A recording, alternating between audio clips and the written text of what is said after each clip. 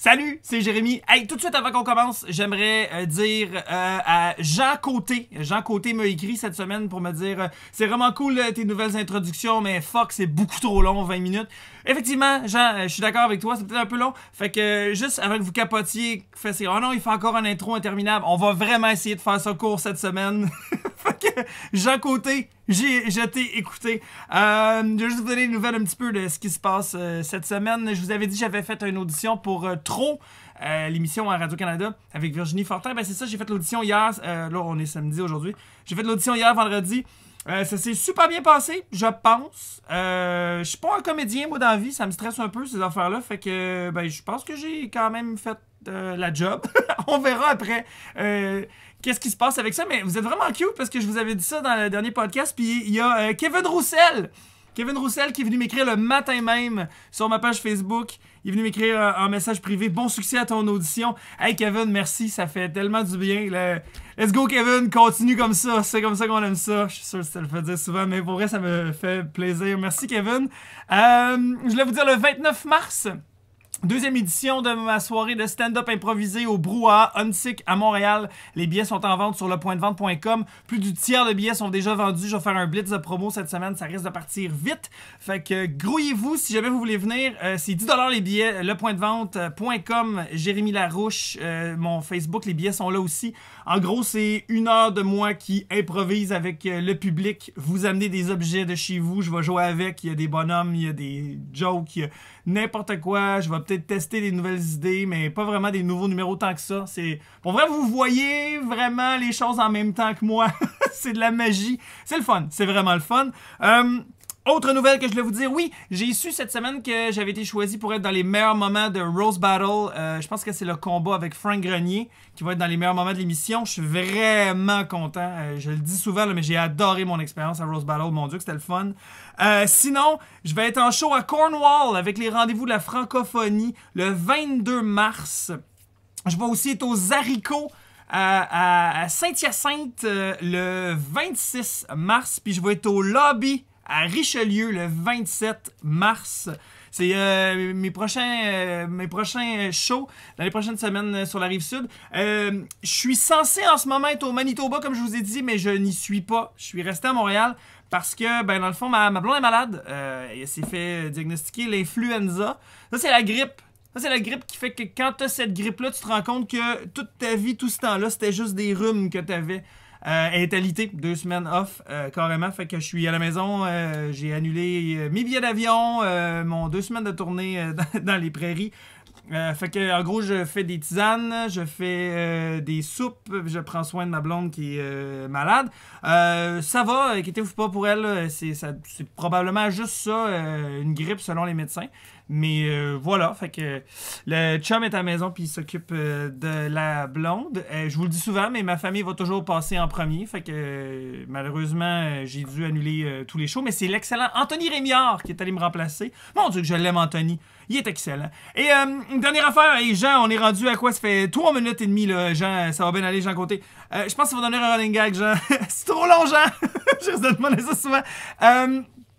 Parce que les gens me demandent tout le temps quand est-ce que t'es en show, parle-en, fait que j'en parle.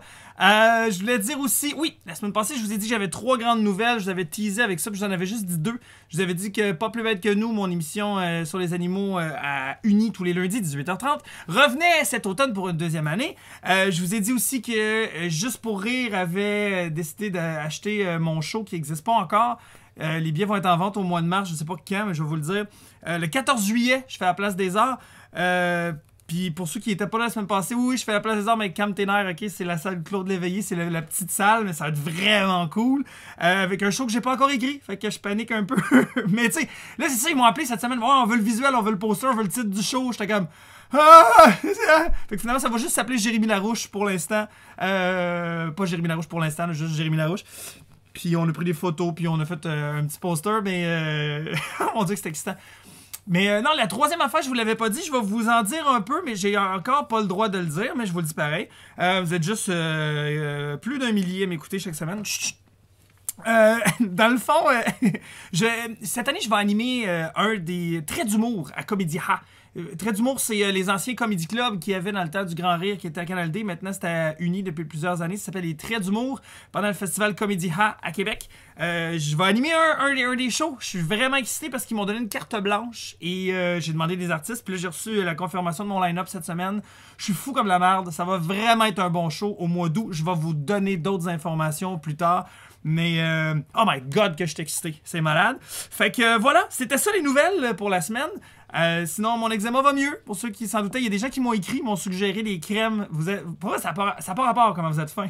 Genre, vous m'écrivez souvent selon plein d'affaires. Puis j'aime ça. J'étais allé à la lutte l'autre fois. Aller voir la NCW à Boisbriand. Mon Dieu, que j'aime ça aller voir la lutte. Puis il y avait du monde qui m'arrêtait, genre « Hey, ton podcast il a recommencé, c'est le fun! » Puis wow, merci de m'écouter, merci de m'écrire. Puis j'ai une couple de personnes qui écrivent des niaiseries une fois de temps en temps. À la limite, je vous trouve drôle ou pas vraiment pertinent. Là. Mais les gens qui écrivent pour vrai, c'est très hot, ça fait du bien. Merci beaucoup. Puis... Merci à ceux qui share, qui partagent, qui disent « Hey, c'est le fun ça! » Il y a des groupes où souvent les gens ils disent « Suggérez-moi des podcasts » puis je suis souvent dans les suggestions. Merci, je suis vraiment, vraiment, vraiment content. Fait que, ben cool, plus que vous aimez ça, tant mieux. Plus que j'en fais, là, c'est pour vous autres dans le fond parce que sinon c'est juste moi qui parle tout seul.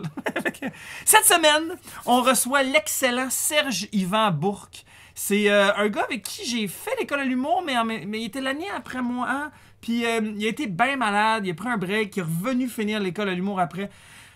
C'est un gars que j'aime parce qu'il est en dehors de l'industrie. Souvent, on parle bien gros de la game, la business, puis faut que tu fasses un gala juste pour rire, faut que tu fasses ça, puis faut que tu ailles là. Puis il y a comme une espèce de chemin qui existe. Et il y a des gens qui font, tu sais quoi? Fuck it. Moi, je joue pas de game, je fais mes affaires comme ça me tente. Là-dedans, il y a des Émilie Ouellette que j'adore d'amour. Il y a Josiane Aubuchon. Puis là, c'est ça, c'est Serge-Yvan Bourque. C'est tout du monde qui ont décidé de faire non, moi, je vais faire mon chemin à côté. Puis c'est bien correct de même. C'est une rencontre incroyable avec ce charmant garçon. Il a le cœur sur la main. Il a accueilli un itinérant chez lui pendant un bout de temps. Et puis cet itinérant-là est mort et c'est devenu un de ses amis. Et là, en ce moment, il a construit un spectacle autour de cette relation d'amour-là. C'est un gars, c'est feel good au bout. C'est pas le gars peut-être que tu vas te taper sa cuisse le plus parce qu'il n'y a pas un gag à toutes les 10 secondes quand il fait des numéros, mais tu sors de là grandi. C'est à découvrir. C'est un charmant garçon. Serge-Yvan Bourque, pour vrai, pour moi, c'est un... Ah, je sais pas, il est inclassable. J'haïs les catégories en partant, là, mais c'est comme un mélange un peu de conteur, gars, allez le découvrir. Je pense que c'est la meilleure chose que vous pouvez pas faire. Serge-Yvan Bourque, merci tout le monde d'être avec nous cette semaine. On se retrouve la semaine prochaine pour une autre introduction. Hein, Jean, j'ai tenu ça en bas de 10 minutes, là. Jean, moins que la moitié, là. Plus que moins que la moitié. Fait que, bonne écoute tout le monde. À la semaine prochaine. On s'en va avec Serge-Yvan Bourque.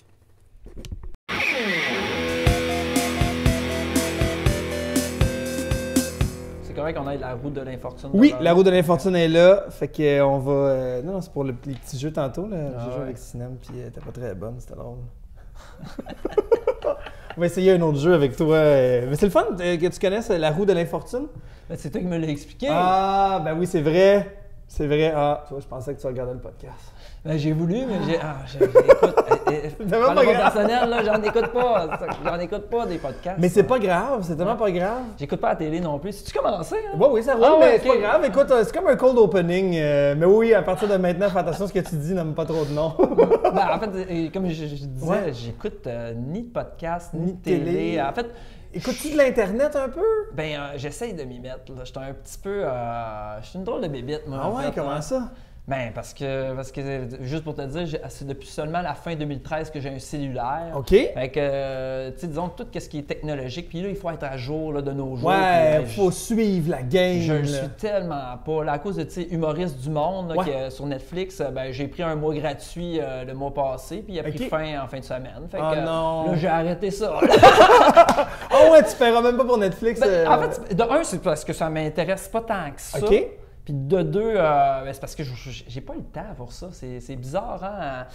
C'est comme si mes hobbies étaient à l'extérieur que juste de me mettre devant un écran. Là. Puis je dis pas ça par jugement pour ceux qui font ça, parce qu'au contraire, j'adore faire ça, mais je me tanne vite. Ouais. Tu sais, juste un film, là, je fais comme, je regarde, il est 2 heures, dépasser 2 heures, c'est un peu long. Là. Fait que, tu sais, une série, là, je me dis, 13 épisodes, 1 heure, non, c'est trop pour moi. Tu peux pas donner 13 heures à quelque chose. Tout de suite.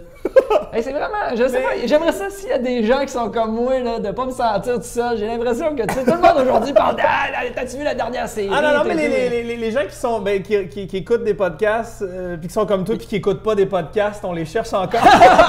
Mais si t'es là... Parce que si t'écoutes, c'est que t'écoutes des podcasts et tout, mais en tout cas... Mais c'est drôle parce qu'il y a des gens qui écoutent, qui me disent, mettons, j'écoute pas de podcast, mais tiens, je l'écoute. Ou il y a des gens qui font comme, je regarde pas les vidéos sur YouTube d'habitude, mais toi, oui. Fait que j'ai ce genre de gens-là, des fois, qui font, mais c'est correct.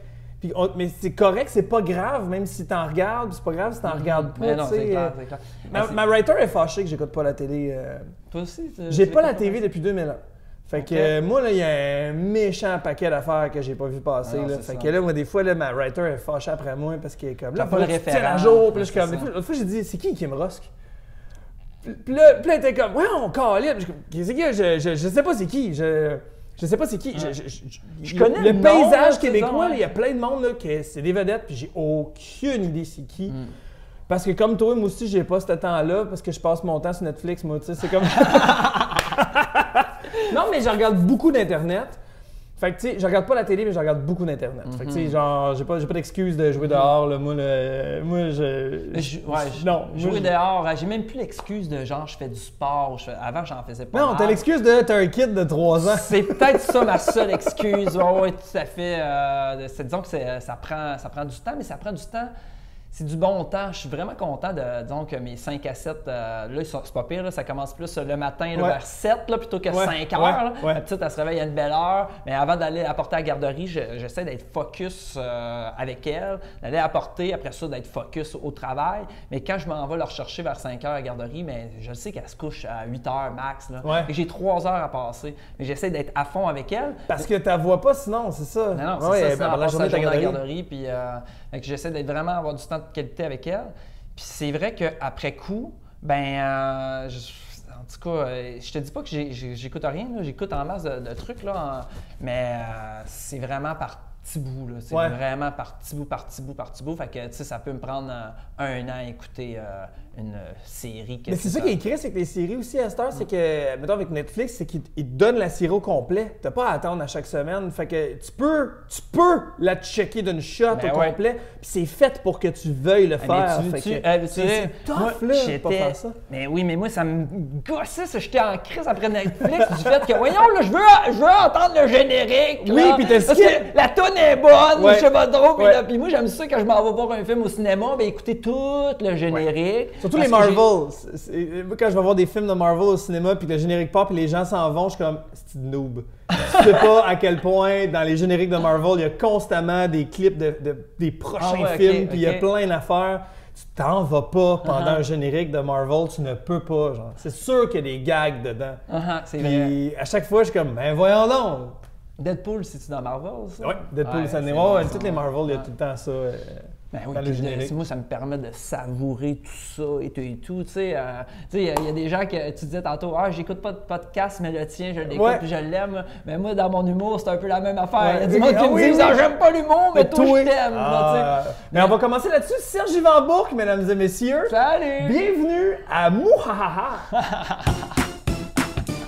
il y a un générique. OK, excellent. Que j'ai composé moi-même avec un piano casier. Fais-tu du montage? Non. Même pas? Fait que là, on parle par-dessus le générique. Ah ben, tabarnouche.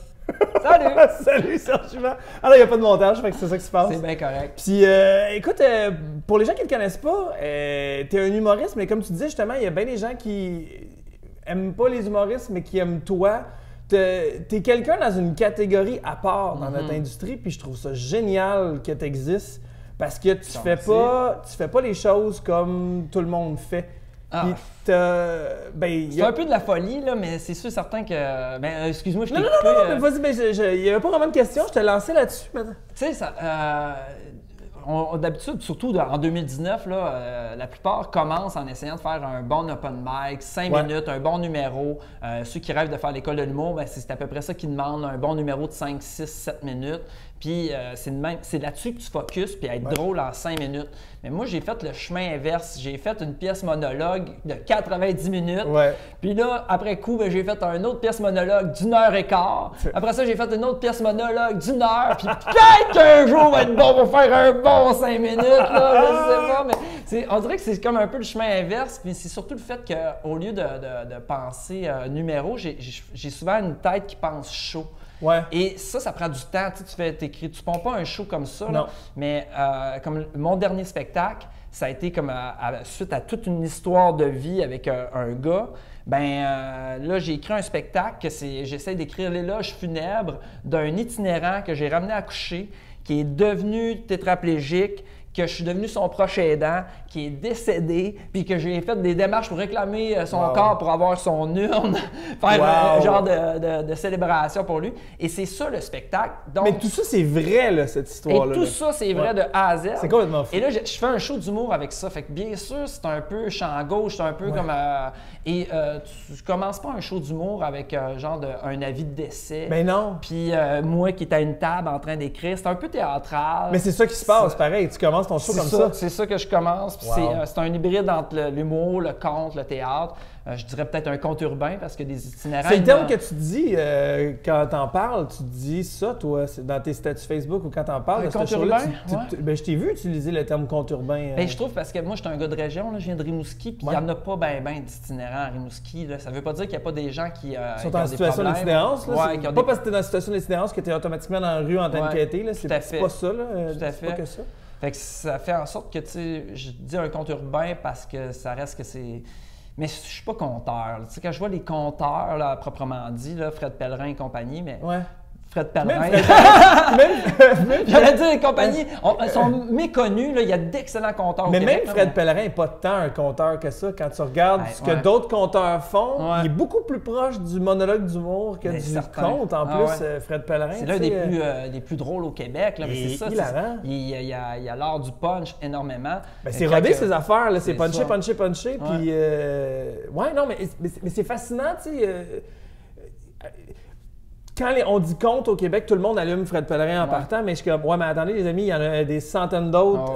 Moi, j'en connais quelques-uns, des conteurs, puis c'est ça, puis c'est pas ce genre-là. Puis il y en a qui sont très formalistes, tu sais, dans la forme du conte. C'est ça, tu sais, dans la fin, comme il y a toute une morale, ils dénouent, puis ils sont très dam-didi-dam-dam, tu sais, ils sont un peu ça quand même, tu sais, puis... Ça a l'air un peu ringard des fois, ces bars. Je te dirais, ça pourrait être le fun, mais quelque chose de plastique. Il y en a un excellent là, qui vient des Îles-de-la-Madeleine. Là, il s'appelle Cédric Landry. C'est un gars que j'ai connu à Rimouski. Cédric Landry, j'ai vu son show qui s'appelle Sur la piste à Avila. Je ne sais pas où est-ce qu'il va le jouer, là, mais c'est vraiment un excellent conteur, très inspirant. Moi, j'aime quand c'est drôle, touchant, puis que ça nous amène à réfléchir. Quand on repart avec quelque chose que là, tu te dis aïe, aïe, aïe, on dirait que ça me poursuit dans les jours à venir. Là. J'ai beaucoup de respect, par contre, parce que moi, j'aime l'humour. J'ai beaucoup de respect pour tous ceux qui me font passer une super belle soirée, puis que je ressors, puis j'ai fait « Ah, c'est vrai que ça... » Tu sais, justement, moi, je suis pas si fan que ça de me mettre devant un écran, mais j'adore aller voir des shows. Puis là, tu as fait... tu sais, tu me divertis, j'ai oublié mes problèmes, super. Mais c'est sûr, tant que dans ma démarche, j'aime ça quand... tabarnouche, quasiment ça me hante. Ou du moins, je me rappelle plus exactement qu'est-ce qu'il me dit. Mais le feeling du show, j'ai l'impression que il y a quelque chose qui s'est comme imbriqué en dedans de moi qui a comme une transformation là, qui s'opère. Mais tu vois, étymologiquement parlant, on dit compter une joke. Le terme compter, moi j'insiste souvent, tu sais, quand j'enseigne à l'école de l'humour sur ce terme-là, parce que c'est pas juste dire à quelqu'un on est en train de compter une joke. Il y a quelque chose au-delà du théâtre qui a un quatrième mur, puis que dans le fond, on fait notre affaire, puis si les gens rient, peu importe, on s'en fout. Nous, on est vraiment en train de parler en relation directe avec les gens, puis on va chercher chaque regard, chaque personne dans la salle pour faire comme « Hey, je vais te raconter quelque chose », tu sais. Il y a quelque chose il y a comme une communion qui se passe entre tout le monde dans la salle, qui est beaucoup plus proche du conte que du théâtre, je trouve, moi, avec l'humour. Puis je pense que c'est peut-être pour ça aussi que c'est une discipline qui est autant appréciée des Québécois, c'est que c'est très proche de notre culture de tradition. Pas tradition orale, mais de raconter des histoires autour d'un feu. Puis de, tu sais. C'est tout un art, l'humour. Ouais. C'est plus ou moins reconnu dans le Conseil des arts, mais... Ça ne l'est pas, en fait. Le Conseil des arts et des lettres ne reconnaît pas l'humour comme une forme d'art. Ça ne l'est pas, mais ça en est tout un, parce que la différence entre je te dis une joke, puis je te conte une joke, puis je la vis, c'est que il y a pas juste le texte où est-ce que voici la joke, puis n'importe qui peut la lire, puis voilà, c'est drôle ou c'est pas drôle. Mais il y a comme, quand tu la racontes, il y a un sous-texte, il y a comme tu l'habites, tu la rends vivante, cette joke-là. Il y a un feeling, il y a vraiment, c'est vraiment une relation directe avec tout le monde en même temps. Ouais. Autant toi avec l'artiste avec toi, mais toi avec la personne à côté qui rit aussi. Tu sais. Combien de fois dans un show, il y a une personne qui a un rire qui n'a pas de maudit bon sens. Puis là, on va l'accuser, puis là, ça va comme mettre le feu à la place, cette espèce de rire qui n'a pas de bon sens là. Ben oui, c'est tout le temps. On en veut tout. On pourrait même en engager une. Oui! À toutes mes shows. C'est souvent de madame, c'est souvent une fille qui a comme un rire qui n'a pas de bon sens, tu sais, puis ça, c'est magique, là. C'est tellement magique. Sont peut-être plus expressives, ou du moins, ben c'est vrai que dans les shows en général, il y a plus de femmes que d'hommes. Je pense que, tu sais, même quand moi, je me suis inscrit en théâtre en secondaire 1, puis il y avait 30 filles pour 2 gars. Oui, c'est malade, hein? C'est tout le temps comme ça. Puis c'est ça, des auditions d'école de théâtre et tout, il y a tout le temps plus de filles que de gars. Mais c'est fascinant, ça. Je sais pas pour toi, mais moi, quand je me rends compte que la crowd est majoritairement masculine dans une soirée, ce qui est très rare, généralement, j'ai pas de fun. Ben, pas que j'ai pas de fun, mais je te dis, ça va être plus tough. C'est plus tough. Il y a bien des affaires que je fais parce que je sais que je m'adresse à des femmes majoritairement dans mon stock. Puis des fois, j'essaie de trouver juste une twist de je vais l'aborder comme ça et non comme ça parce que je sais que je vais parler à des filles. OK. Tu sais, j'ai pas cette conscience-là, mais c'est intéressant. Ben, dans l'approche relationnelle, par exemple, tu sais, moi, quand je vais faire la joke de j'étais avec ma blonde depuis secondaire 4, c'est encore que la fille que j'ai demandé veux-tu sortir avec moi avec un coin-coin à papier. Tu sais, ça, les filles font mais quand c'est juste des gars, majoritairement des gars, ils font je faisais ça en secondaire 4, voyons non, je faisais ça en 4e année. Mais non, mais d'autres sont comme ouais, j'étais fier d'être avec la même plot. C'est quasiment ça, genre l'espèce de gros feeling que j'ai. Je sais que c'est pas ce que les gars nécessairement pensent, mais les gars font pas wow, t'es en couple avec la même fille depuis secondaire 4. Les gars font pas ça. Les gars font ouais. Mais c'est ça qu'ils font. Mais ça, t'as peut-être raison dans ton ressenti. Dans mon ressenti, c'est ce que quand même une forme de quasiment une appréhension avant même. Tu sais, peut-être qu'ils pensent même pas ça. C'est juste que... mais c'est juste que j'ai rien ou un plutôt que j'ai d'habitude. Fait que c'est vrai que ça se passe dans le sens que je le sais. Fait que moi, je suis tout le temps comme OK, fait que faut que j'aborde différemment mes cossins parce que mon amorce de mes bits sera pas de la même façon. Je vais pas. C'est fascinant, ça, tu sais. Toi puis moi, on est des gens sensibles. Tu sais, quand même. Je pense que c'est là où est-ce que. Avec un public majoritairement féminin, il y a comme, je sais pas moi, de quoi qui est plus facilitant pour nous. Je sais pas trop. Là. Je sais pas, Je sais pas. Ouais, mais tu sais, parce que moi, il y a des bars où est-ce que je me sens super bien, puis il y a des bars où je me sens vraiment pas bien parce que j'ai pas ce côté-là macho, je sais pas trop. Tu sais, il y a quand même des bars que on pourrait dire que c'est sans faire parce que moi, j'ai travaillé dans une taverne, fait que je suis capable d'en prendre des grosses de la batte 50 puis des grosses Budweiser. Oui, c'est bien correct. C'est des grosses Molson que j'ai de la misère. C'est bien sûr. Il y a des bars parce que ça marche pas. Là, mais des places que c'est ça, on dirait que c'est pas ta vibe, on dirait que c'est pas la... Puis moi, j'essaie tout le temps de trouver une façon de gagner avec le public, tu sais, c'est bien rare, j'abandonne, je fais tant pis, je vais finir mes affaires, je m'en vais. Moi, je suis comme non, on va vous avoir mes hosties, tu sais. Moi, je suis de cette école-là, de peu importe c'est qui le public, il faut que je les gagne, tu sais. Faut que je les fasse passer un bon moment, puis c'est ça, fait que c'est tout le temps... T'es comme un peu en mode survie, on m'a dit OK, attends, ça n'a pas marché là, qu'est-ce que je peux faire? Je vais l'essayer comme ça, puis jusqu'à temps que tu fasses comme OK, là c'est beau, je vous ai, c'est beau, j'ai gagné, tu sais. Mais c'est ça, puis quand c'est majoritairement des gars, tu sais, je suis allé faire un show à Bay James pour les employés d'Hydro, c'était majoritairement des gars, ils riaient même pas aux mêmes places, c'était vraiment bizarre comme feeling, je pense qu'il y avait 4 femmes dans la salle, ça arrive jamais, ça, tu sais. C'est vraiment une autre vibe, ils n'ont pas la même, c'est surtout, c'est ça, c'est des ouvriers de chantier à Bay James, tu sais, c'est encore, c'est pas des gars du Villeray, là. Tu sais, en plus de ça, il y a comme une autre couche c'est intéressant, sous-jacente à ça, les publics, comment que ça peut changer, disons, là, un public plus féminin ou masculin, un public québécois versus français. Tu sais. Moi, j'ai fait plusieurs spectacles en France, puis ça rit pas au même endroit par bout. Là, puis tu fais comme, tu trouves ça donc bien drôle, ça! C'est ma prémisse! Je sais même pas fait la gag! Puis c'est ça, et au Québec, la même affaire. Là, et quand je reviens, des fois, je suis comme un peu déboussolé parce que je fais comme, ça, je pensais que c'était drôle après avoir été excitant là-bas. Là, puis, non, la CAQ. La CAQ. Hey man, à Montréal, si tu name drop la CAQ comme étant des tas de merde, tout le monde va rire. Genre, mais si tu sors de Montréal, tu name drop la CAQ, ça fait des malaises. Ça fait des frettes, Le monde est comme, c'est fucked up. Moi, je pense que je vais écrire un numéro là-dessus. Pour vrai. Ça me gosse parce que tout le monde est mal à l'aise d'avoir voté pour la CAQ. Je le sens, là. Je suis comme, guys, vous avez voté pour la CAQ, je le sais, c'est majoritaire. C'est un rôle marée, là. Et de loin. Fait que je sais que la majorité du monde dans la salle ici ont voté CAQ, là. Puis je suis comme, c'est correct, guys, vous aviez le droit. Genre, vous vouliez plus le Parti québécois, vous vouliez plus le Parti libéral, vous étiez pas game d'aller jusqu'à QS. C'était quoi votre autre solution? La CAQ. C'est juste legit, tu sais. Mais là, je sens que les gens sont mal à l'aise d'avoir voté CAQ parce que on dirait qu'ils se disent genre, ils vont penser que je suis un raciste ou que je suis un type. Parce que c'est ça qui est malheureux, c'est qu'il y a des taupins dans leur équipe, tu sais. Fait qu'ils leur font honte. C'est vraiment ça. C'est comme, non, t'es pas raciste parce que t'as voté CAQ. Mais les racistes ont voté CAQ. C'est juste ça l'affaire. C'est que t'as du monde dans ton équipe que t'es pas fier. Je sens vraiment ce malaise-là, puis ça me gosse, tu sais. T'as le droit de voter pour qui tu veux, c'est legit, là. Ça va, là, tu sais. Puis c'est ça. Mais je sens vraiment ce malaise-là, puis ça m'énerve, tu sais. Tu le sens-tu, là? mais ça me... J'ai pas voté CAQ en tout, là, mais... Non, mais c'est ça, puis je suis comme, tu sais, autant que ce parti-là, ses valeurs puis ce qu'ils font est vraiment loin de ce que je pense, autant que, c'est ça, je trouve ça dommage. Fait que j'ai comme envie d'écrire un bit là-dessus pour justement briser cet abcès-là quand je suis en show avec le monde, parce que forcément, on le ressent, ça, tu sais, puis c'est pas le fun quand le monde est mal à l'aise, tu sais. Tu vas-tu souvent, justement, faire des shows en région? La majorité de mes shows sont à l'extérieur de Montréal, tu sais, mais quand je dis région, tu sais, je veux dire, juste être à Saint-Hyacinthe, là, tu sens le malaise avec ça, là, tu sais, t'as pas besoin d'aller loin, là. Montréal, c'est une région, je tiens à le dire, étant donné que je viens d'une région. Oui. Mais j'utilise jamais le terme région comme étant péjoratif, là. Mais moi, je pense que parce que je suis un gars de région, on dirait que je le sens peut-être moins dans le sens que moi, je suis clairement de gauche, là. Fait que, tu sais, j'arrive, puis je m'en fous un peu, peut-être. Je suis peut-être moins politisé. Moi, en fait, mon humour n'est pas tant sociopolitique que juste. Il est très psychosocial. J'ai un bac en psychosociologie avant d'avoir fait l'école de l'humour.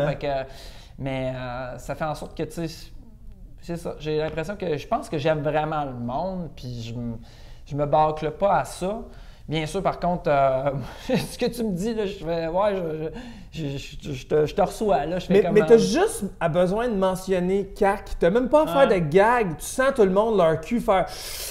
Tout le monde dans la salle est comme, j'étais à la soirée à Michel Barrette au Trois-Tilleuls, là, Saint-Marc sur le Richelieu, je pense. Oui, il y a quelque chose de même. Puis, le monde, j'ai juste fait une affaire comme, je sais même plus pourquoi j'ai dit CAQ, j'ai même pas fait de joke là-dessus. J'ai senti tout le monde faire puis pour peut-être deux gags, j'ai senti que je les avais perdus. Puis là, j'ai fait, hey guys, ça va-tu? J'ai nommé la CAQ, vous avez voté pour eux autres, hein? Comme là, on n'est pas à l'aise. C'est correct, j'ai tellement senti ça. Fait que, je pense que. Tu iras chercher quelqu'un qui n'a pas voté pour eux dans ces endroits-là, puis tu vas y faire parler. Puis, mais non, mais c'est ça. Mais c'est juste. Je veux pas guérir un malaise, mais je trouve juste ça dommage. Tu sais, moi, c'est quelque chose qui m'obsède, ça, quand la joke, elle fonctionne pas. Tu sais, ou quand t'es père sur quelque chose, t'es comme, attends une minute, tu recheckes tes textes, t'es comme, ça devrait marcher, pourquoi ça n'a pas ri? Puis là, t'essaies de chercher pourquoi. Puis je trouve que ça, c'est une variable. En gros, là, les élections, souvent, ou les convictions par rapport à ça, là, tu sens qu'il y a des malaises. Puis c'est drôle parce que quand tu joues ailleurs, c'est autre chose, tu sais.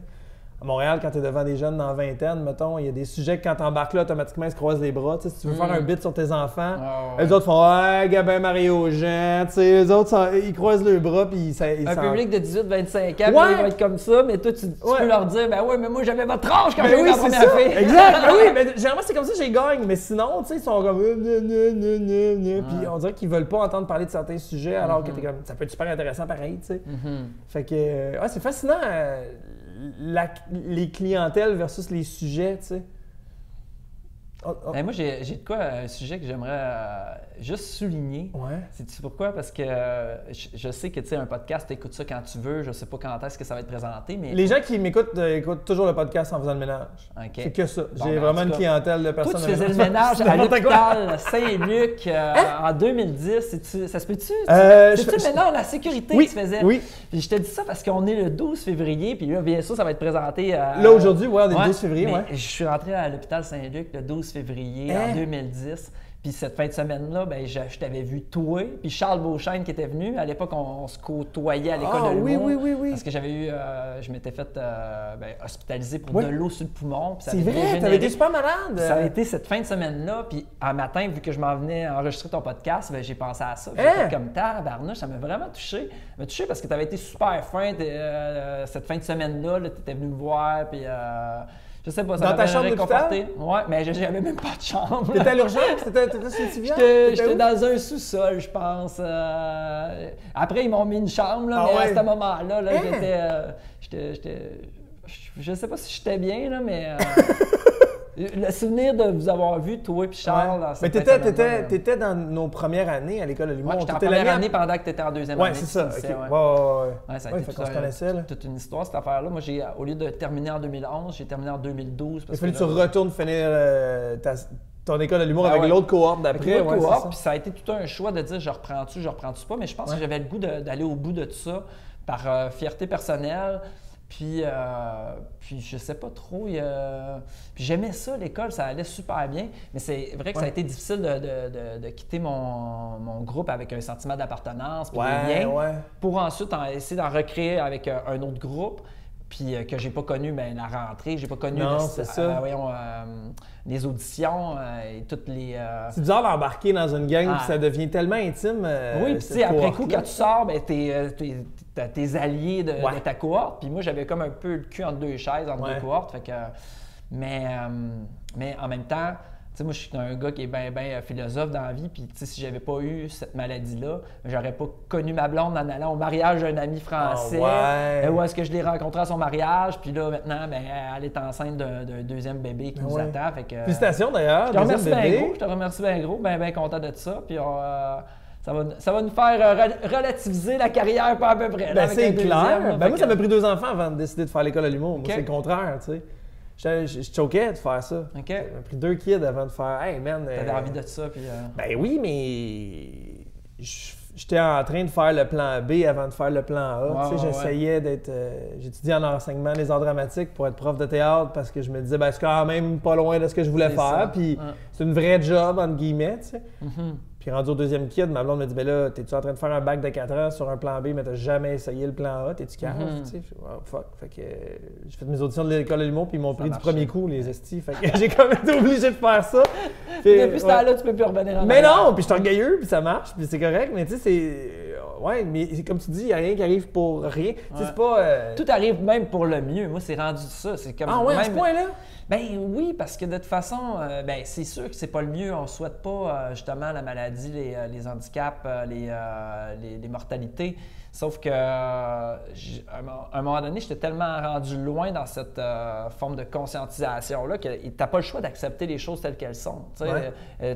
J'ai souvent pour m'en dire que c'est comme si dans la vie, on avait 51% du pouvoir, puis il y avait un 49% qui nous échappait, mais ce 49%-là, ça fait en sorte il est minoritaire par rapport aux 51%. Là, dans une entreprise, je suis le big boss. C'est moi qui ai le plus de parts. Là. Fait que j'ai le choix de dire comment que j'accepte cette situation-là ou non. Là. Fait que si je l'accepte pour le mieux, en tout cas du moins pour mieux vivre, pour continuer, parce que sinon c'est l'enfer, je pense. Là. Fait que c'est pour ça que je dis tout arrive pour le mieux.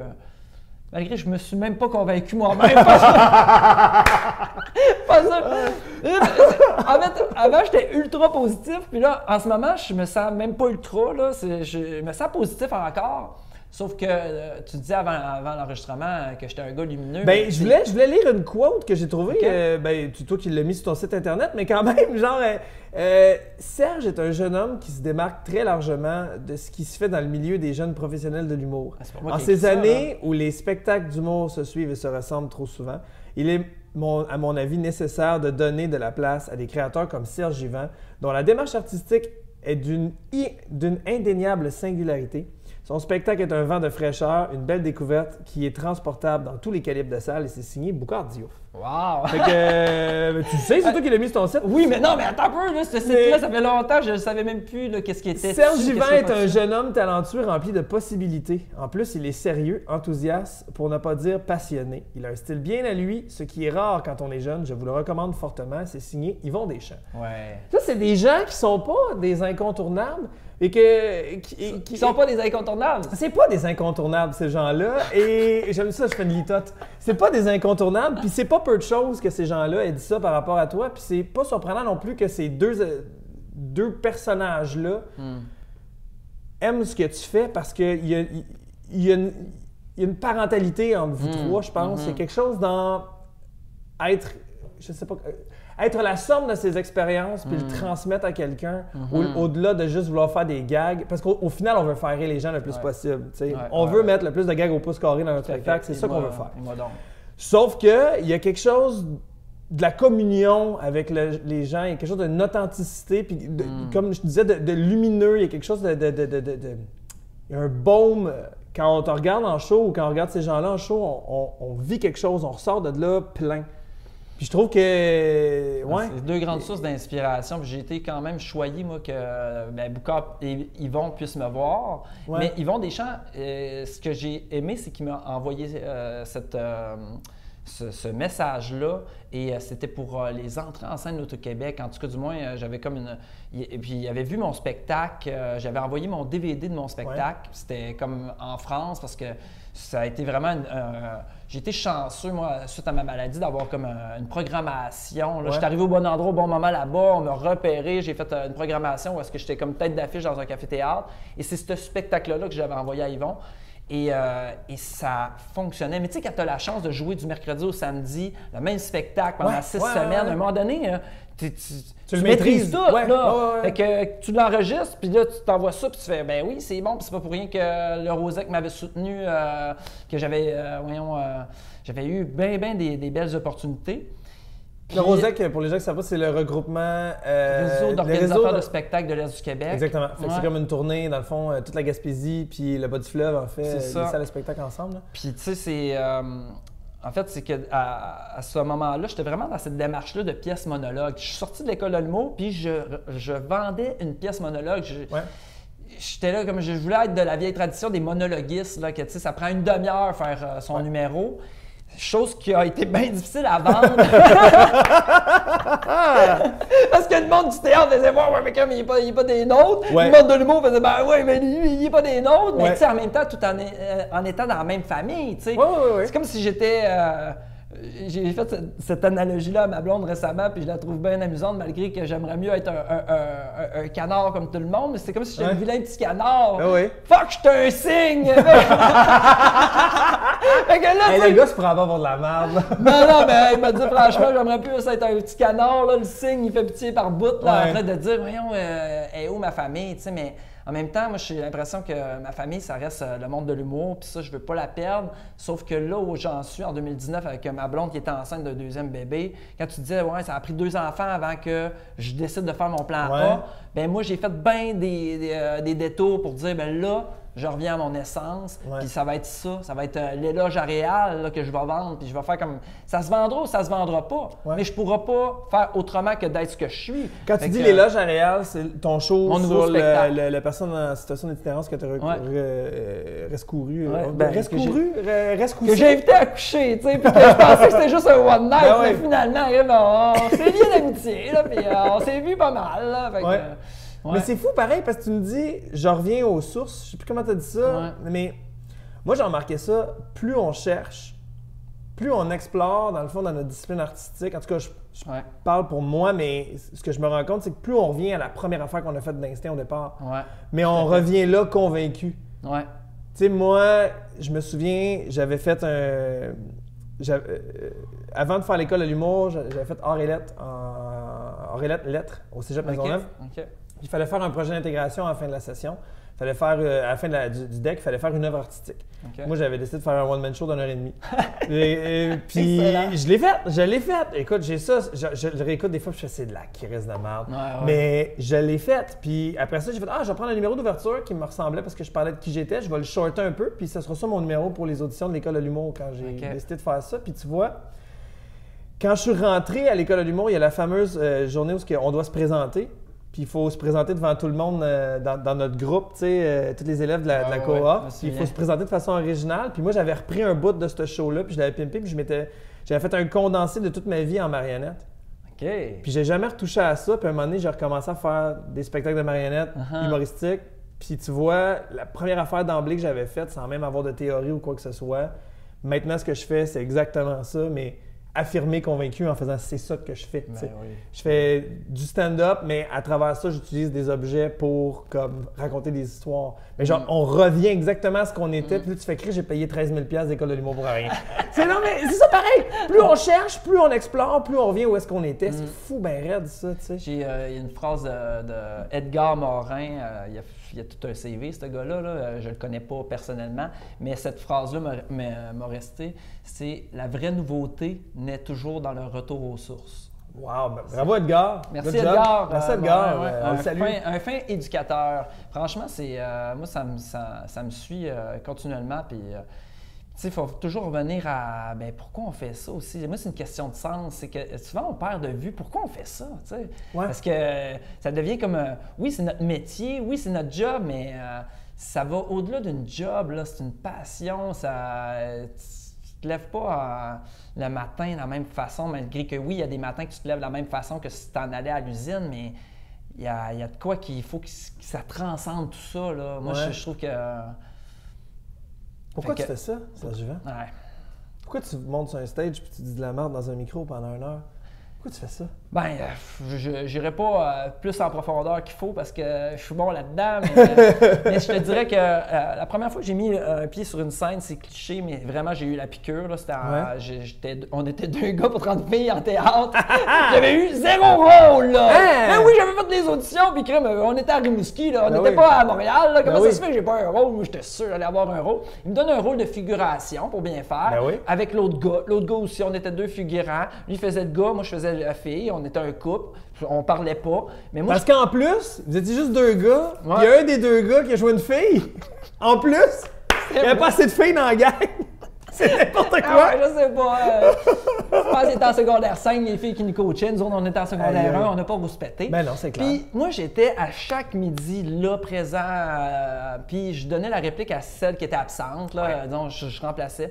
Puis 1 mois avant le show, ben il y en a une qui a jamais été là. Fait que je connais son rôle. Puis on me donne son rôle. Ouais, le classique film américain. Là, tu peux le faire, Serge! Vas-y, remplace Mégane! Je le sais que je peux le faire! Et la première scène que j'embarquais sur scène, j'étais derrière une porte. C'est vraiment comme, tu sais, dans la symbolique, c'est très fort. Puis j'invente rien. J'ouvre la porte. Il n'y a personne sur scène. Je suis un petit enfant. Et je mets un pied sur scène pour pas faire de bruit. Et là, tout le monde part à rire. Dans le public? Oui. Ça a été ça mon début. Wow. Tac, j'ouvre la porte. Pas le public. Mets le pied. Part à rire. Là, je refais un autre pas, mais là, moi, il faut pas que vous fassiez du bruit, là, tu sais. Je suis là pour voler des peppermans, là, tu sais, pour aller les manger dans la cave. C'est un sifflette, c'est ça ma réplique, parce que c'est une pièce de Félix Leclerc, puis là, je m'en vais voler des peppermans, le petit Flo, là, qui est là, et qui dit ça, puis qui claque la porte, puis là... Mais le public a trouvé ça drôle. Oui, c'est ça, puis là, je suis derrière la porte, puis je fais comme, waouh, qu'est-ce que je viens de vivre là? J'ai adoré ça, ça a été comme une piqûre, comme un cliché, là, comme je disais. Non, mais c'est poétique comme moment. Mais moi, je trouve que, tu sais, la scène est comme, c'est pas une scène où je fais une entrée ou n'importe quoi. C'était ça ma première scène. Je trouve que c'est quand même assez malade. Comme j'ai rien écrit. Là. C'est ça le début de ma vie sur scène. Et ben, par la suite, bien sûr, l'année suivante, j'ai eu comme 6 rôles. Il y avait plusieurs rôles dans cette pièce-là. Ouais. Et j'ai fait du théâtre jusqu'en secondaire 5. Mais en secondaire 5, moi, j'ai animé pour la première fois, j'écrivais mes textes, animé le spectacle de secondaire 5, le spectacle de finissant. OK. Et là, ça a été beaucoup plus une révélation parce que tous les sketchs où est-ce que j'étais pas en stand-up, c'était pas je suis le micro, mais dans le fond, c'était des duos, des trios, des sketchs à 4. On OK. était 4 animateurs et tous ceux et celles que j'étais dessus, je les avais écrits et ça a super bien fonctionné. Ouais. Mon père, il était dans la salle. Et il y avait son frère de Matapédia. Mon père, il vient des Îles-de-la-Madeleine, une grosse famille de 14. Le plus proche de chez nous, de Rimouski, c'était Matapédia. Il est venu voir le show parce que lui, il est prof de français puis il aime l'art dramatique. Il est là avec mon père. Mon père passe une super belle soirée, mais c'est surtout le fait que depuis que j'avais peut-être 15-16 ans, qu'est-ce que tu veux faire dans la vie? Tu sais, si je disais, disons, du théâtre, là, hey, Ouais. wow, non. Mais là, je disais, moi, je vais être prof d'histoire.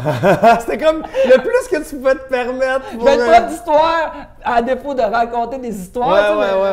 Ouais, puis ouais. là, quand il m'a vu Sur scène, avec mes propres créations, il m'a donné sa bénédiction. Il m'a dit, si tu veux faire ça dans la vie, je crois en toi. Tu sais. Wow. Fait que j'avais 17 ans et c'est ça, ça a fait en sorte que par la suite, moi, j'ai cogné à la porte de l'école de l'humour à mes 18 ans, là, première année de cégep. Mais on est en 1999, puis moi, je pars avec mon père à 8 h le matin, on revient à 6 h après ma journée de cégep. Il essaie de m'appeler entre 9 et 5, où je suis sûr qu'ils vont m'envoyer une lettre pour me convoquer en audition. J'appelle à mi-avril, là, ils n'étaient pas supposés être en avril, mes auditions, mais on a essayé de vous rejoindre, M. Bourg, puis on n'était pas capable. Non! Il n'y avait pas de répondeur, pas d'afficheur chez nous, fait que j'ai comme raté mes auditions de l'école cette année-là. Puis cette année-là, c'était assez spécial parce qu'en plus d'avoir animé le show de secondaire 5, j'avais animé une demi-finale de cégep en spectacle. Là, j'avais fait mes premières armes premier en stand-up, stand-up. ouais. J'avais été finaliste avec la relève Juste pour rire, c'était les grandes gueules qui animaient ça, puis c'est Boucard Diouf qui avait gagné. OK. Mais on était 4, Boucard qui Le avait concours une La Relève à trentaine. Val d'Or? Non, ça remonte en 99. Faisait le tour de la province pour chercher des nouveaux talents. Tu jeune pour rire? C'est ça? C'était la relève juste pour. OK. C'était la relève juste. OK. Relève juste pour rire. OK. Ouais, puis Boucard il avait gagné. Ouais. Puis on était 4. Il y avait Boucard le Noir. Il y avait. Je dis le Boucard Noir le parce Noir. que, tu sais, on l'appelait le Noir. Ben oui, mais Tu sais, t'es il vient de Rimouski, Rimouski, tu sais. c'est ça. Fait que, il y avait un homme, une femme, puis moi, on m'appelait le Flo. Ouais. Puis là, Le ben, noir, le Flo, la femme, puis le gars qu'on te faisait son nom. Genre. hey, j'étais tout feu, tout flamme à ce Ouais. moment-là. Je fais pas mes auditions. Mon prof en aurait de théâtre, j'étais en aurait de théâtre. Il dit c'est un signe, c'est pas le vilain petit canard, là, mais Non, je comprends. c'est un signe, puis il dit c'est pas en humour, tu dois aller, c'est en théâtre. Fait que l'année d'après, j'ai même pas fait d'audition ni pour l'école de l'humour, ni pour le théâtre, parce que j'ai donné la réplique à des filles qui sont rentrées, mais moi, je voulais partir voyager. Ça faisait depuis mes 16 ans que je mettais de l'argent dans mon compte rêve. Donc, c'était marqué épargne, mais je barrais ça pour rêve. Puis, je suis parti à voyager. C'était fait, si je faisais pas l'école à 18-19 ans, je partais voyager. Puis c'était trop profondément ancré. Je suis parti voyager. Mais tout ça pour dire que c'est une longue histoire courte. Oui, là, c'est une pour, longue histoire courte, mais pour en revenir à la question, c'est pourquoi tu fais ça, Serge? Pourquoi tu montes sur un stage? J'en reviens, c'était ça la question, ça fait 15 minutes. Ouais. J'aime ça. Pourquoi Ben- tu fais ça? Pourquoi tu montes sur un stage? Qu'est-ce que ça comble? Pourquoi tu as besoin de faire ça? Ben, C'est dur à répondre, hein, cette question-là. Tu sais, on dit souvent que l'humour, tu sais, notre job, là, ça sauve pas des vies. Là, tu sais, si on avait le choix entre un médecin, un pompier, Puis un humoriste. ben, l'humoriste, là, c'est lui qu'on sacrifierait. Ouais. Pas si sûr de ça. Parce que je pense que l'humour peut quand même sauver des vies. Ouais. Du moins, un peu les transformer. Puis, Parce que ça fait du bien, parce que c'est de l'endorphine, parce que c'est... oui, puis tu sais, je vais te donner. Ça me tente pas d'aller parce que je pour respecter la personne, mais j'ai eu une de mes amies. En tout cas, ça me tente pas tant de rentrer, mais tu sais, genre, je vais juste dire que ça peut. Moi, en fait, ça m'a été.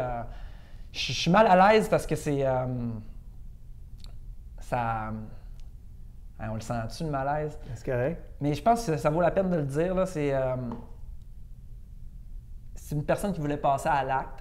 Ouais. Puis c'était le lendemain d'un show. Ouais. Puis elle a tellement oublié.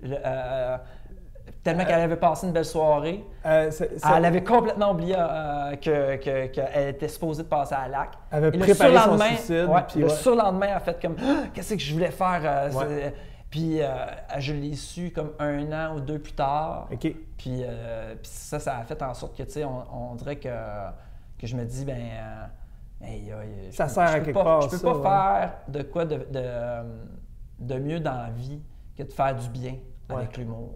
Ouais. Parce que j'ai été, c'est vrai, un bac en psychosociologie, puis j'ai tellement de respect pour tous les intervenants et tout qui travaillent dans le quotidien.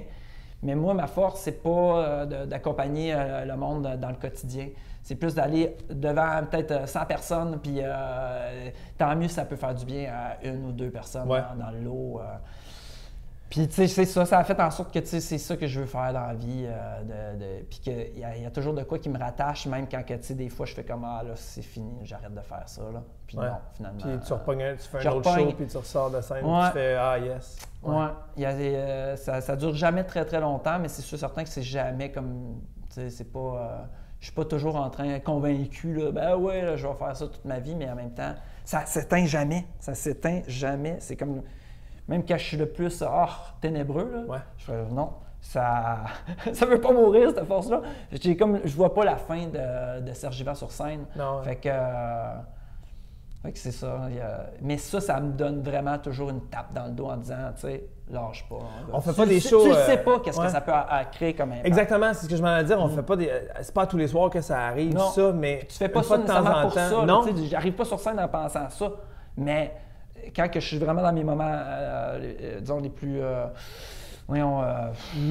mauvais mood, quand tu as des blues. C'est ça. Ouais, ça me donne la petite tape, là, lâche pas. Tu sais, quand on a peur, mettons, là, je me cache, puis je te fais faire un saut, tu es terrifié, mais tout de suite après, quand tu as le relâchement, tu ris. C'est niaiseux, mais je sais que c'est un rire physiologique à ce moment-là, c'est pas un rire comique. C'est pas la même zone du cerveau qui va rire. Mais le dégagement d'endorphine est le même, par contre. Puis ultimement, le rire, c'est un peu ça. C'est une soupape à pleine pression. Ça fait énormément du bien. T'sais, moi, mon rire préféré dans la vie, c'est quand je suis en train de brailler avec quelqu'un. Puis qu'à un moment donné, tu sais, quand t'es fucking en train de pleurer, puis quelqu'un dit de quoi, et là, les deux, on se met à rire. Ça fait tellement du bien. C'est clair. Ça, là, tu le vis dans des deuils, tu le vis dans des moments vraiment rough. Là, et avec une autre personne, les deux, vous braillez, puis à un moment donné, c'est ça. Il y a un rire pour aucune raison. Des fois, c'est un fou rire. Asti qui fait du bien. C'est mon rire préféré, celle-là.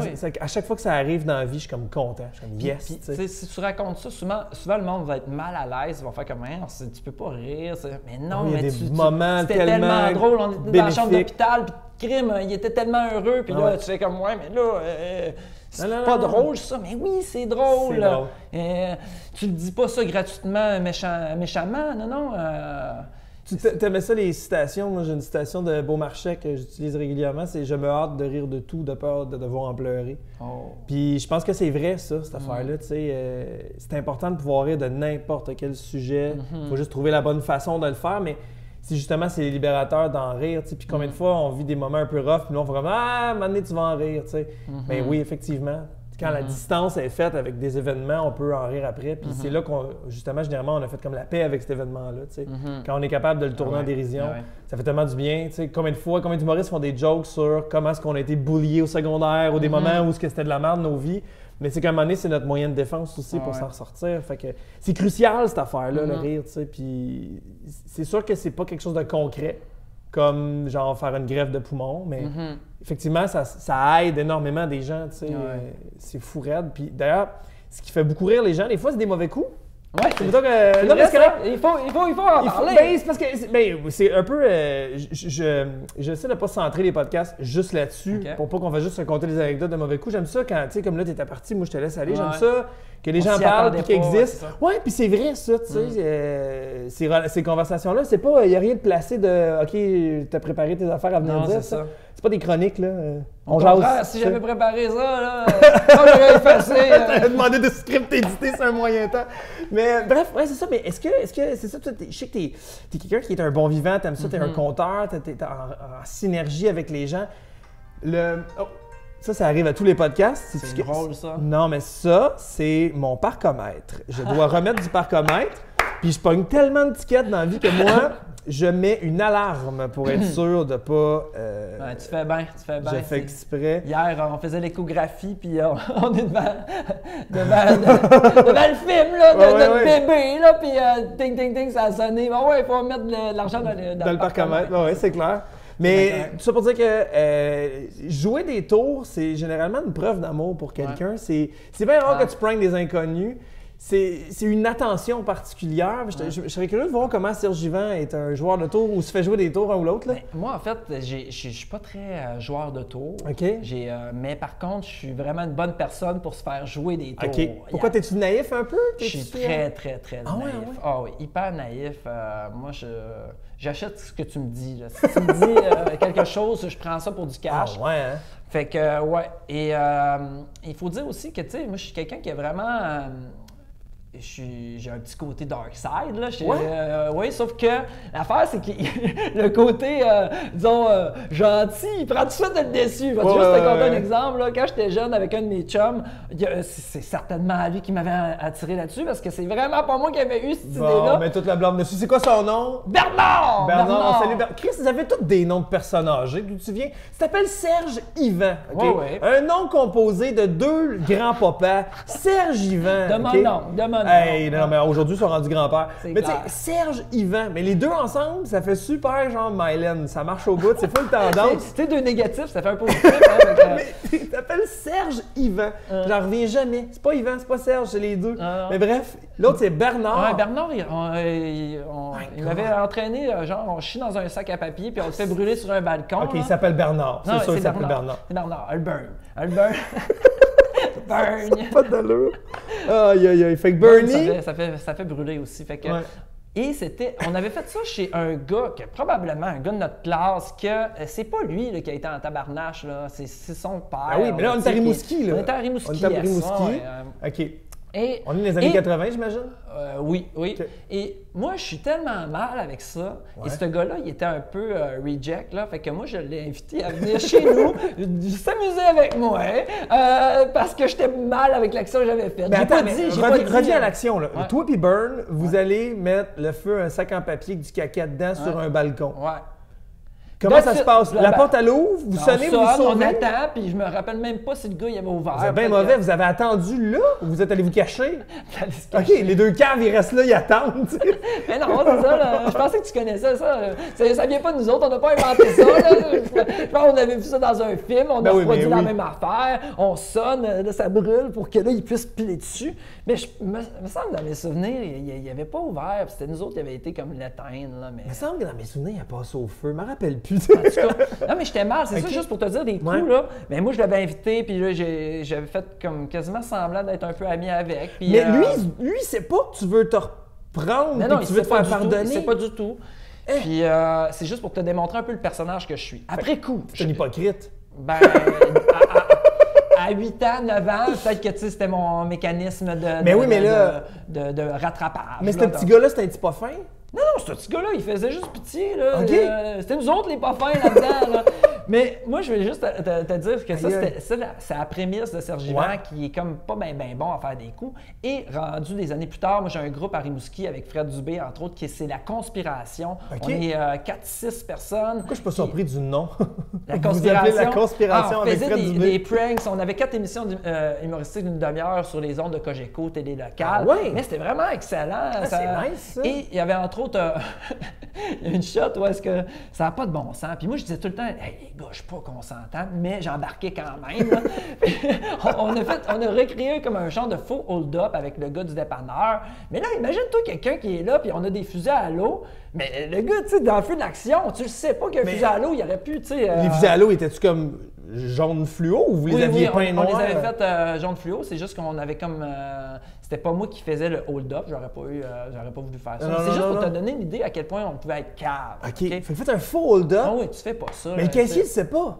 Non, le caissier, il sait, c'est les clients qui sont dans le magasin qui ne savent pas. Quelqu'un qui veut jouer au héros, là, puis que, tu sais, je sais pas, ça aurait pu mal tourner ou n'importe quoi, ou la police qui arrive, puis fait comme, là, on niaise pas avec ça, là, tu sais, on a reçu un Vous filmiez ça, vous autres, là? Ouais, on filmait pour ça. La TV? Ouais. Avec Fred Dubé? Oui, mais d'ailleurs, je reviens à lui, parce que Fred, il vient de Rimouski, moi aussi. Puis là, on est à Montréal. La conspiration, au lieu d'être comme on faisait des cabarets, spectacles et tout, mais on décide d'en faire un par année. On est peut-être rendu en, je sais pas moi, quelle année, mais on en fait un par année. Et moi, je suis toujours le gars qui est comme qui est bon dans les situations un peu dramatiques pour comme sauver la mise ou quoi que ce soit dans les relations humaines. Et là, j'ai oublié ma petite caméra chez ma blonde. OK. Fait qu'on on va aller chercher avant de commencer le tournage. On va chercher la caméra. On arrive, on est là. Il y a moi, il y a mon caméraman, il y a la gang qui attend dans l'immeuble. Et Fred, il y avait la clé. Sa blonde était supposée être partie, je sais pas trop. Il ouvre la porte, puis là, on entend que Caroline, il y a quelque chose qui se passe dans la chambre à coucher. Elle est avec un autre gars. Ben non. Fred, il y a le corridor, il ouvre, qu'est-ce que tu fais là? Qu'est-ce qui se passe? Et là, on est de même, OK, non. malaise. Attends, avec une équipe de tournage, là. Avec une équipe de tournage. La caméra roule-tu? La caméra roule, mais ça, je ne savais pas. Non. Ils sont en train de me prendre. Ah, pour vrai, c'est toi? Ben oui! Ça n'avait pas de bon sens! Ça n'avait pas de bon sens! Et toi, t'es mal à l'aise? Moi, je ne sais pas qu'est-ce que... je vois juste la situation. OK, la blonde à Fred, elle l'a trompé. Et c'est une comédienne, c'est Marie-Ève Milo, elle est bonne en tabarnane. OK, on la salue. On la salue. Aïe, aïe, aïe. Et je pense qu'elle est avec un autre ami comédien, en tout cas, je sais pas trop. Mais Fred, il pogne le gars, puis il ramasse dans le coin. Puis là, moi, j'essaie de pas trop m'interposer, mais quand que je vois que là, ça dégénère, je m'en vais voir Fred. Ben oui. Calme-toi. Ouais, ça sert à rien. Faut pas geler le gars, là. Ça sert à rien, la violence, n'importe quoi. Mais tu sais, j'essayais à la fois de recevoir mon chum, puis en même temps de faire en sorte que, tu sais, que pas tout arrache. Mais non, c'est clair. Mais l'affaire, c'est que ça va tellement à un niveau loin là, que là, il se ramasse dans la cuisine. Fred, il sort un couteau, mais puis là, je fais comme Fred. Vraiment. Puis là, j'ai dit ça sert à rien la violence. C'était pas pendant que là, il était en crise après le gars. C'est quand il était comme genre dans une situation comme voyons, ça va pas là. Il y a un couteau dans les mains, puis toi, comme une maîtresse d'école, ça sert à rien la violence. Ça a été ça ta réaction? J'étais vraiment à focusser sur Fred, à faire comme genre, tu sais. dépose le couteau. Mais voyons donc. Je sais pas que c'est pas vrai là. Là, dépose le couteau, il me serre dans ses bras. Il craque. C'est pas fini. Ouais. Puis là, tu sais, disons, Marie a fait « Il a sorti tout le monde! C'est sorti! Puis là, moi, je suis là, derrière. Chris sort de... je sais pas qui est en train de filmer. Fait que... Comment ils ont dénoué ça? Ben, ils ont dénoué ça avec le fait que là, OK, après un moment de grosse tension, Fred, il dit « T'es vraiment un chum, Serge, je te remercie. T'as vraiment bien fait ça. » Surtout que... C'est pas vrai. C'est pas vrai. Il a dit genre, c'est juste toi qui fais. Tu sais, c'est genre de. Il dit, ça, tu fais pas. On peut pas faire ça à n'importe qui, mais on savait que toi, t'allais bien réagir. Il dit, parce que c'est pas vrai. Oh là là. Comment t'as réagi, toi? Là, je regarde la caméra, je sais quand. T'as-tu filmé ça, là, toi? Ah, tabarnak! Ah, tabarnak! J'étais comme. Et ça a été de quoi de ça date, là, tu sais. Ça a été sur les internets, puis je pense même plus que c'est là, mais tu sais, ça a été fou, là, comme pranks, là. Oui, c'est ça. Genre, tu sais, ça, c'est juste pour... ça a été le tour le plus immense que je me suis jamais fait faire. Mais comme je te dis, tu sais, quand je disais, souvent, on joue des tours à des gens... C'est comme une preuve d'amour. Tu sais, Fred savait que t'étais un chum, fait que c'était avec toi qu'il pouvait faire ce prank-là. Toute ma gang, on était comme 4, 5, 6, là, puis tout le monde était comme derrière ce prank-là, à mijoter ça. Puis il m'avait eu, là, tu sais, il fallait une orchestration les jours préalables, là. Ça faisait comme, tu sais, toute la semaine. Oui, ils savent que ça s'en vient. Ouais, puis que, disons... demain, on va aller chercher la caméra, on prévoit ça. On va prendre ta voiture, Serge, pour que je sois dans le coup, pour pas que je sois comme pris avec genre, moi, je vais faire autre chose, j'ai pas besoin d'y aller. Exact. Il y avait tout prévu, là. Tout prévu. Wow. Ouais, c'est des heures de planifier en pensant à toi, en disant, il va capoter, il va capoter, il va capoter. Mais c'est surtout le fait que, tu sais, justement, le côté un peu trop amour, le fait qu'on m'appelait Jésus à l'école de l'humour, comment je vais me déprendre d'une situation comme ça, là, puis... c'est clair. Fait que ça a été tout un coup que... Mais t'as raison quand tu dis que c'est dangereux, tu sais, que le monde peut mal réagir, tu sais. Moi, pendant une couple d'été, là, j'ai tourné des gags juste pour rire, puis j'ai mangé une drette à un moment donné, moi, pendant un tournage d'un gag, tu sais... Mais ça m'étonne pas. Les gens, des fois, réagissent tellement weird, mais tu sais, ce gag-là marchait pas. C'est que si la tension, elle ne tombe pas, puis même des fois qu'elle tombe, mais tu fais comme, ben, mais tabarnak! Non, c'est ça. Au lieu de faire comme, Mais la madame, elle avait tellement raison de me frapper, mais c'est parce que c'est ça, la joke, elle marchait pas. Des fois, tu sais, tu t'en rends compte en le tournant, ça arrive, tu sais, on est comme, on n'arrive pas à pogner le monde comme faut. Fait que là, des fois, on change un peu le scénario, tout ça, mais des fois, c'est ça. Sur papier, ça marche, mais dans la vraie vie, ou bien c'est trop gros, fait que le monde le voit tout de suite, ou c'est trop intense, tu sais. Puis là, le gag, c'était. C'est une fille, elle avait un maquillage de cette pétailleule en vélo, mais tu sais, beau maquillage cinéma, là. Fait que tu sais, elle a vraiment l'air écorchée partout. Puis on était en avant du cinéma Star City. Elle est assise sur un banc de parc qui est comme installé juste en avant, tu sais. Puis elle est juste comme « Ah, je tombe à vélo! » Fait que là, elle va hooker quelqu'un qui vient l'aider, tu sais. Elle va pogner la première personne, elle fait « Hey, excuse-moi, tu peux-tu juste rester avec moi 2 secondes, je tombe à vélo? » Fait que la personne, tout de suite, oui. Fait que là, elle l'amène à s'asseoir sur le banc de parc, parce qu'en face des buissons sont cachées les caméras. Fait que là, notre victime est assise là. Puis, dans le fond, ce qui arrive, c'est que nous, on arrive en ambulance. Fait que moi, j'étais un faux ambulancier avec Thierry Blanchet Thierry Blanchet, il faisait les vidéos là, de Comedy Hall avec des yeux. Là, comment ça s'appelait donc? Sketch, Thierry, en tout cas. Oh mon Dieu, comment ça s'appelait? En tout cas, bref, Thierry Blanchet. Fait que là, nous, on arrive en ambulancier. Tout de suite, l'ambulance arrive. Et les gens sont tellement dans le feu de l'action, ils ne catchent pas pourquoi soudainement l'ambulance arrive 3 secondes après. Ils posent pas de questions. Fait que nous, on arrive en ambulancier, puis on est juste comme, hey, on va vous demander de nous aider, madame ou monsieur, tu sais, qui est là, la personne. Juste tenez-vous, tu sais, avec nous, tenez-y sa tête. Puis là, moi, je fais exprès, il faut que je parle à la personne pour la garder avec nous autres. Je suis comme, qu'est-ce qui est arrivé? Puis la personne est comme, ben, je sais pas, t'étais pas là. Moi, mon but, c'est de garder la personne, qu'elle fasse comme, puis la mettre dans une espèce d'état shaky, parce que c'est là qu'ils deviennent vulnérables, puis que les réactions sont payantes. T'sais, dans le fond, on manipule full les gens, là. Mais là, l'affaire, la gag là-dedans, c'était que moi, vu que j'ai l'air jeune, c'était ma première journée de job. Fait que là, Thierry disait, hey, c'est sa première journée, ça vous dérange si on prend un selfie, tu sais. Puis là, on avait un selfie stick, puis on prenait un selfie avec la fille qui est maganée, tu sais. C'était ça le gag. Puis là, il fallait comme juste, tu sais, hey, place ta jambe sous moi.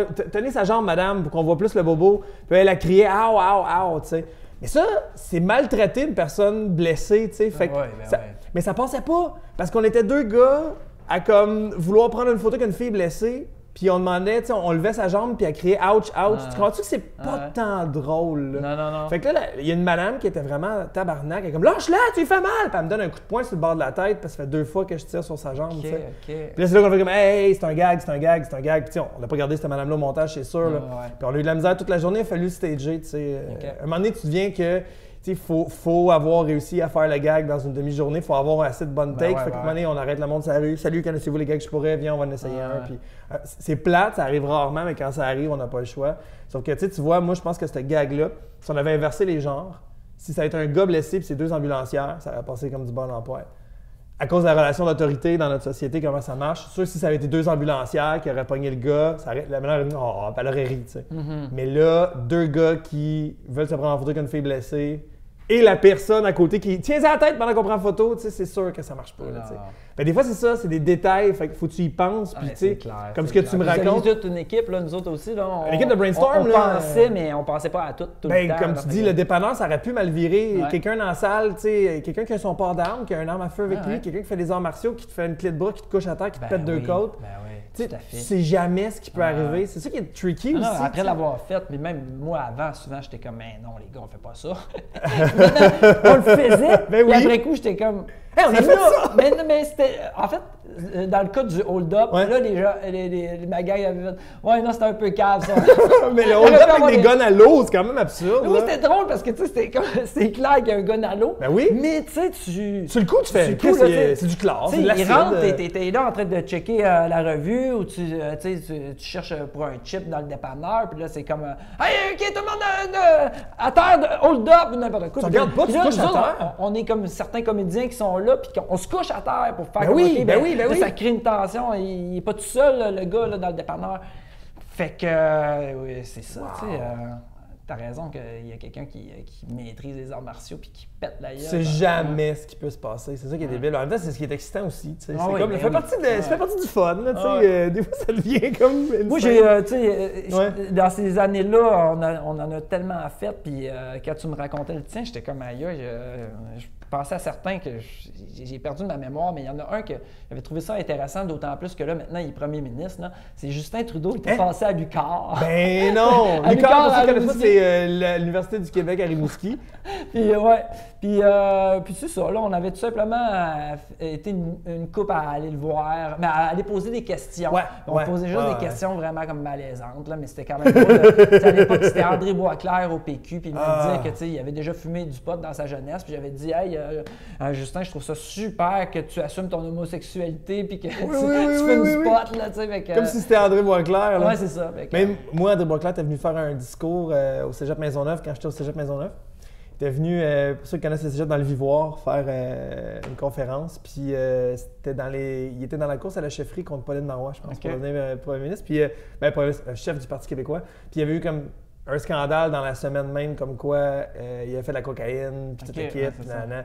Fait que là, il vient, puis là, nous autres, la gang de l'impro, on est vraiment pas fins. Là. On prend juste de la craie à tableau blanche, on s'en met un peu sur le nez, puis on va essayer la main en disant « Vous m'inspirez vraiment beaucoup, M. Boisclair. » Il est en tabarnak. Son attaché politique, en fait, nous a lancé par la fenêtre, il nous a poussé, il était comme dégagé. Là. Lui, sa job, c'est de le protéger. Là. Ouais. Puis ces gens-là, c'est des bouncers, là. Ils niaisent pas. Là. Puis ils sont mean, là. Il était comme « Tu décolles, tu crisses. » Puis il était vraiment pas fin. oui, là. parce que lui, il a comme quasiment le droit. Là, Ouais, mais lui, sa job, c'est ça. Là. C'est ça. Il protège Ouais. le ballon. Là, tu sais. Ouais. Fait que là, il s'en va dans le Vivoir pour faire la conférence. Puis moi, c'est l'heure à laquelle je fais mon émission de radio, à Radio étudiante du Cégep Maisonneuve. Ça s'appelait Jerry Lewis. C'était Jérémy puis Louis. On était deux à faire ça. Puis Louis Beaulieu, d'ailleurs, maintenant, pendant un bout de temps, travaille ici à Juste pour rire. Puis, fait que là, moi puis Louis, on fait notre Jerry émission Lewis. Jerry Lewis. Puis on avait des sketchs, puis c'était niaiseux. Et là, moi, je sais qu'il faut que j'aille fermer la musique dans le Vivoir. J'ai comme une switch pour faire ma musique dans le Vivoir parce que il est en train de faire sa conférence. Puis là, on attend, on fait notre émission, puis après, on se dit, après 15 minutes, ça doit être dans le vif du sujet, tu sais, ça doit rouler. Fait que nous autres, on allume la musique dans le Vivoir, puis on part la toune, je fais de la poudre, des marmottes aplaties. Fait que là, tu sais, dans le tapis, les vulgaires machins, je fais de la poudre pour travailler plus, pour faire plus d'argent, pour faire plus de poudre. Fait que là, ça prend pas 3 secondes que la sécurité vient varger dans la porte de la radio étudiante, tu comprends, pour faire Chris enlever ça. Mais nous autres, la porte est barrée, puis là, on met la musique dans le tapis en haut. Fait que là, on fait comme si on l'entendait pas.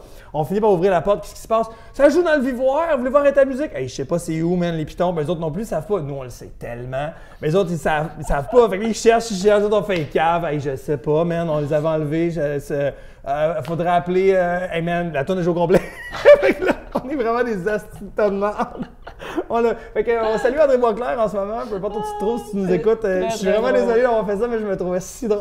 Ben, c'est très, très drôle. Ben, ça fait partie de la game. Écoute, c'est des petits attentats Au cégep, comme ça. Ouais, au Cégep. c'est une Au bonne Cégep, place. c'était cave. C'est une là. bonne place pour faire ça. La même année, on avait eu Gilles Vigneault qui était venu faire une conférence dans l'auditorium au 3e étage. Mais là, vous avez pas été chien avec Gilles Vigneault. Ben oui, ben moi, écoute, l'impro, on faisait de la pub, on prenait des épingles à linge en bois. J'ai fait ça aussi quand j'ai fait mon premier one-man show à ZooFest. On écrivait les informations. Mercredi, impro, café étudiant, 20h. ok. On pinçait ça après le monde subtilement. Ok. Puis là, à un moment donné, t'es comme, tu enlèves ton sac à dos, puis il y a une épingle, puis c'est marqué ça dessus. Ah, c'est c'est comme, bon. c'est funny. Tu sais, Ah ouais. on faisait notre promo de même. Puis là, dans le fond, moi, je n'avais Une piné une. épingle. J'avais piné une sur Gilles Vigneault dans le bas de son veston en arrière, tu sais, puis ça n'était jamais rendu compte. Fait que tout le long de la conférence, qui parlait, tu voyais son épingle à linge de l'impro. Moi, je me trouvais badass, tu sais. J'étais dans le fond en arrière. Puis là, Gilles Vigneault monte sur scène, il s'en vient faire sa conférence, tout le monde applaudit. Puis juste avant qu'il parle, moi, je me trouve vraiment drôle, puis je gueule, genre « Fais-moi un enfant, Gilles! » Mais super fort, tu sais. Puis là, tout le monde fait « Ce qui est cave. » Puis Gilles, man, m'a tellement cassé la gueule, il prend le micro, il fait « Je sais, on me le dit souvent! » Oublie ça! Il y a eu une grosse clap, j'ai fait « OK, c'est beau. » Je me suis fait faire ma gueule. Excellent. Je me trouvais drôle, moi, dans la vingtaine, tu sais, petit arrogant, là, de crier ça à Gilles Vigneault et me faire ma gueule, c'était tellement parfait, là. Ah, c'est parfait. Ouais, ouais. C'est des beaux personnages. Ben, tu vois, aujourd'hui, en tant que personne qui fait du stage, j'ai haï ces gens-là, qui sont des hecklers, ok, là, tu sais. ouais, J'ai c'est haï clair. parce que t'étais comme, ferme ta gueule, tu sais. Ah ouais. Mais moi, à l'époque, j'étais ce gars-là, tu sais. Fait que je trouve ça important de savoir aussi c'est qui ce gars-là quand il te le fait, l'ayant fait, tu sais, ayant été un bully, de cette façon-là, tu sais, ayant été le gars au secondaire qui faisait du tire-bois puis qui tirait des bouts de napkin mâchés sur les joueurs d'impro. En secondaire 1, je faisais ça. Fait qu'il m'haïssait quand je suis embarqué dans l'impro en secondaire 2, toute la gang d'impro, t'es comme pas toi, tu sais. Fait qu'à un moment donné, tu sais pourquoi cette personne-là fait ça, elle veut de l'attention, tu sais. Fait que c'est comme, on dirait que c'est plus cool de te le faire faire après parce que ça t'insulte moins, mettons. Genre. Ouais. Tu sais, c'est. Ouais, t'es au courant de la game, t'as connais, tu sais. Peut-être pour ça que ça m'insulte. Je l'ai jamais fait. T'as jamais fait ça? Non, Faudrait. moi, en fait, j'ai tout le temps été quelqu'un qui voulait mettre de la vie. Tu sais, ça fait en sorte que, tu sais, dans une classe, quand que je voyais que le prof, là, vraiment, là, il nous perdait tout, c'était plate.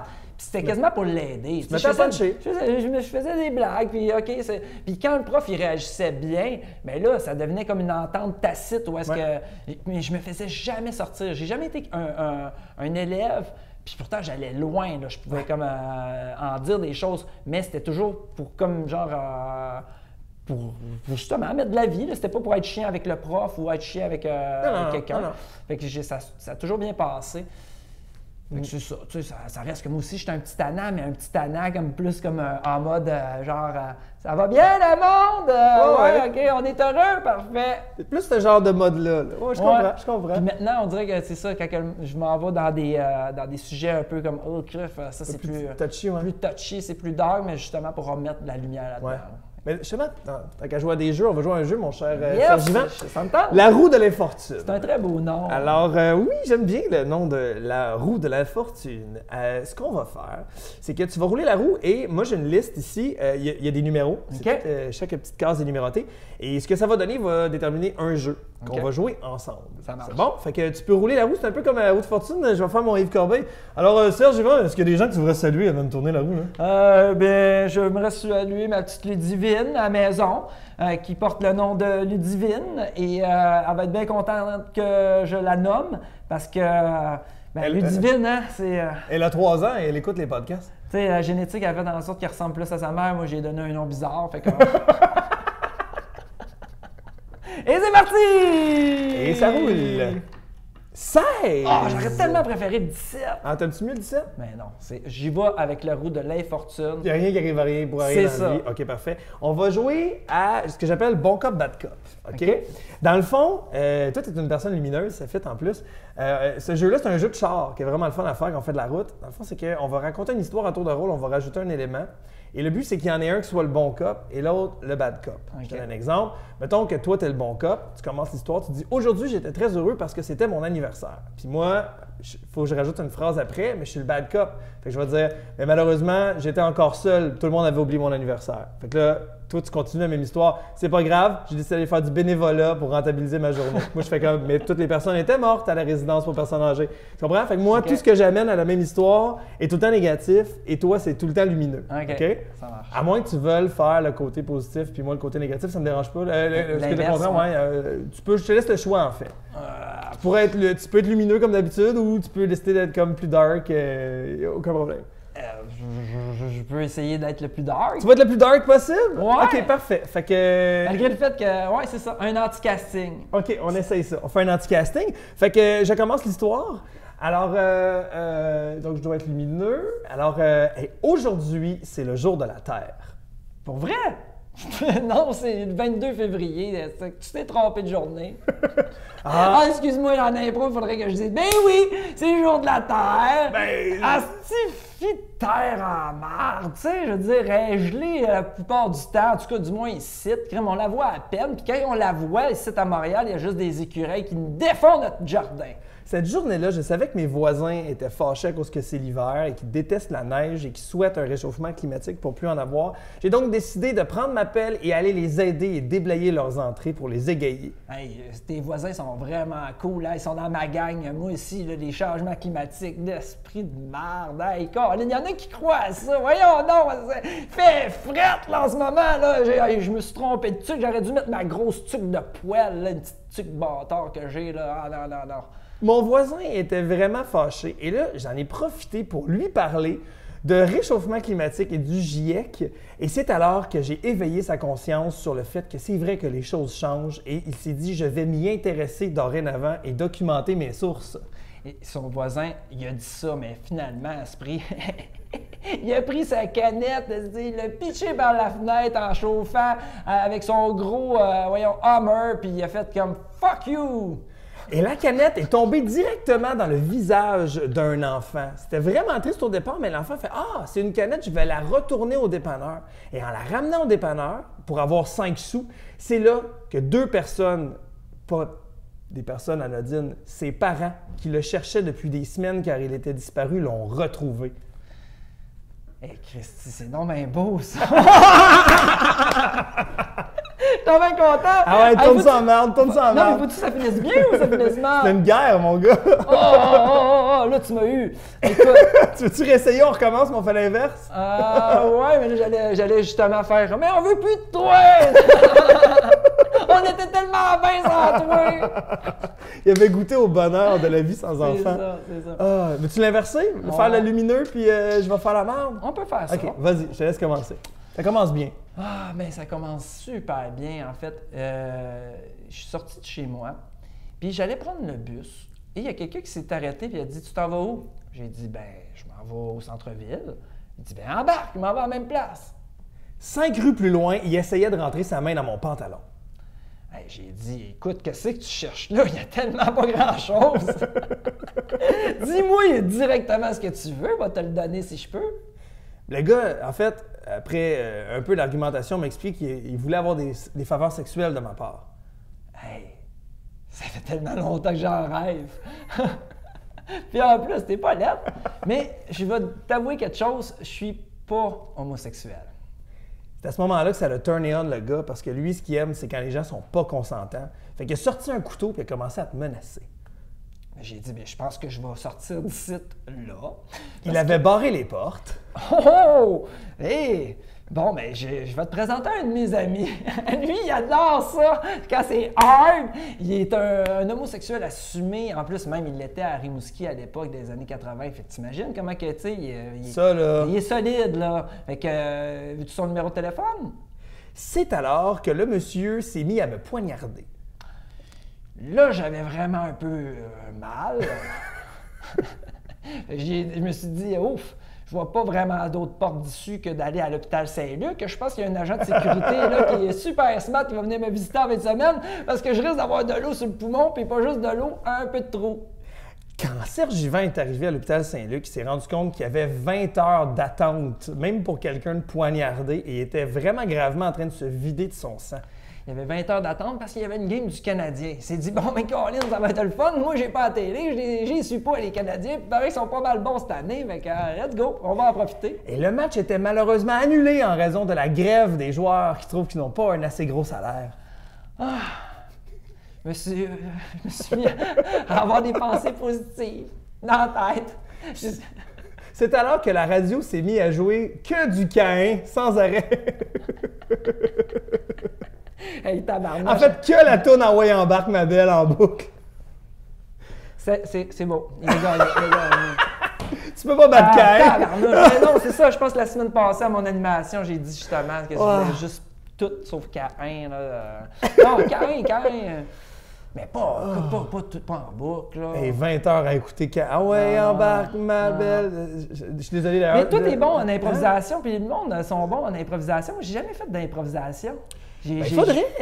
Ben oui, parce que c'est tout un art. J'ai beaucoup d'admiration pour tout le monde. Là, moi, je suis terrifié pour vendredi. Là. Mais là, au moment où les gens écoutent l'épisode, ça sera arrivé. Fait que je sais pas ce que ça... Mais c'est pas encore arrivé. Hein? Ouais, c'est ça. Mais vendredi, je fais mon premier rodage de mon nouveau show. Okay. Puis le processus créateur, c'est... je veux faire des soirées d'impro avec le public. Fait que moi, j'ai pas écrit mon texte. Okay. Fait que là, le monde s'assoit dans la salle. Puis moi, je vais faire 1 heure au moins de... Je suis pas capable. Mais j'ai des canevas, là. Oui. J'ai comme des affaires que je sais que je veux faire. J'imagine, mais tu sais, il faut avoir une forme de sécurité intérieure. Non, je suis terrifié, là. Okay. Je suis terrifié, mais c'est ce stress-là qui va me faire travailler, tu sais. Ouais, c'est ça. Ouais, mais c'est parce que j'ai envie... C'est ça, je vais avoir quelques accessoires, quelques cossins, j'ai des sujets que je veux aborder, mais le show n'existe pas.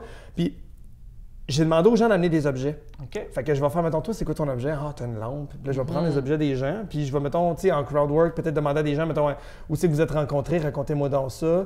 Puis après ça, je vais comme recréer cette scène-là avec les objets. Puis en tout cas, tu sais, mais je veux vraiment sur une symbiose avec les spectateurs. Puis j'ai envie de créer le show avec le public. Fait que je vais faire ça probablement comme 5 fois, peut-être. OK.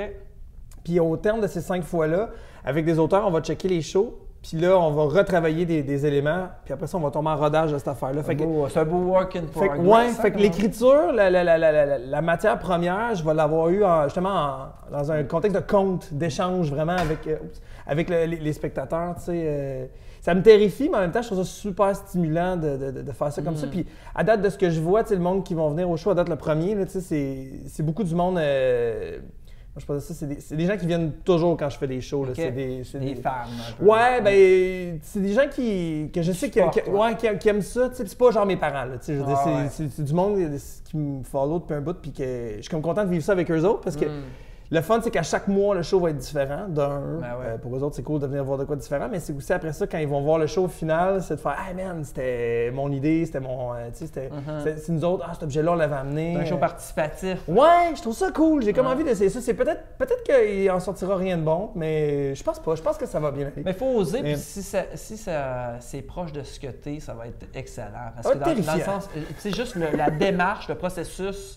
C'est du chaos. C'est un beau chemin là, que tu entreprends. Mais oui, c'est un chaos. C'est du chaos. Et on va s'en reparler. Je vais être curieux de voir le résultat. Ouais. Tu présenteras ça en bout de ligne cet été? Ben ouais, on veut commencer les rodages à partir de l'été. Ouais, Okay. c'est ça. Pour à l'automne, peut-être, on va arriver avec une version plus aboutie. Là. J'ai hâte de voir. En tout cas, à l'automne, tu m'en reparleras puis tu viendras dans le bas du fleuve à une soirée microbrasserie. Ben, ça serait un plaisir. J'adorerais ça. Peux-tu justement, d'ailleurs, en terminant, dire aux gens s'ils veulent te suivre, où est-ce qu'ils peuvent aller? Ben, en fait, c'est ça sur ma page Facebook, là, Serge Yvan Bourque. Sinon, les soirées microbrasserie, c'est en fait juste faire un petit... Microbrasserie. Oui, parce que en fait, l'idée au départ, c'était de m'associer à la route de l'Est du Québec des microbrasseries. Oui, j'ai commencé... le logo là, jaune, là, de bouclier jaune. Oui, c'est ça. J'ai commencé au Bien-le-Mal à Rimouski, mais étant donné faute d'espace, il fallait que le monde s'assoie en indien. Là, on a déménagé au pub irlandais à Rimouski, mais qui vendent de la bière de microbrasserie. C'est un super bel endroit. On est à la captive d'Amqui. Je m'en vais à Carleton, Sainte-Anne-des-Monts une fois par saison. La route est belle, le monde sont généreux, le public est généreux. Et en fait, ça joint tellement de force positive. Tu sais, moi, mes parents habitent à Rimouski, fait que une fois par saison, j'amène ma fille qui voit ses grands-parents. Ça fait un rapprochement entre eux. Ça donne un break à ma blonde. ça, c'est bon. Puis moi, ça me permet de renouer avec mes racines bas-laurentiennes. C'est toujours un bonheur d'aller respirer l'air frais du fleuve. Fait que ça combine tellement de trucs positifs, comme je disais, que je suis bien heureux de ce projet-là. C'est ce que je tiens le plus en plus de mon spectacle solo. Mais mon spectacle solo, Tu étais en résidence à la Comédie de Montréal, coin Amherst, Ontario? Oui, j'étais en résidence là, puis ça se peut fort gros que je le rejoue dans les prochains mois. C'est cool cette salle-là, parce que ça a comme apparu. Ça fait 2 ans, je pense que c'est la 3e année que ça existe. Ouais. Mais c'est cool pour des gens comme moi. Je te dirais que c'est vraiment un lieu que j'aime énormément pour ce qui est un peu l'ambiance café-théâtre. Ouais. Tu sais, moi j'ai fait beaucoup de spectacles dans les cafés-théâtres en Europe, puis ça a un peu cet esprit-là. Et que j'aime beaucoup ça. J'ai même pas besoin de micro, tu sais, c'est pour dire là, comme c'est tout petit, au lieu du stand-up, là, je le fais sans micro, puis c'est tout petit, mais en même temps assez grand pour comme si il y a une rentre combien de personnes, mettons? Je pense 150. Ah, quand même! OK. Mais c'est intime au bout. Mais c'est intime, il y a quelque chose de cabaret, de chaleureux. Puis j'ai été 10 semaines à construire mon spectacle là-bas. Là. Toutes les semaines, je le jouais, fait que, à le peaufiner. Puis il est encore en construction. Là. Moi, je souhaite, le présenter vraiment officiellement cet été, à partir de l'été. Puis ça va combiner avec la naissance de mon 2e enfant. Fait que cet automne, notre projet number 1, ça serait d'aller, la petite famille, ma blonde est française, aller en France 3 mois de temps pendant son congé de maternité. Toi, faire une tournée en même temps, puis concilier travail-famille dans le fond, mais genre en Europe, là, le rêve. Travail, famille, vacances. Ça serait malade, ça.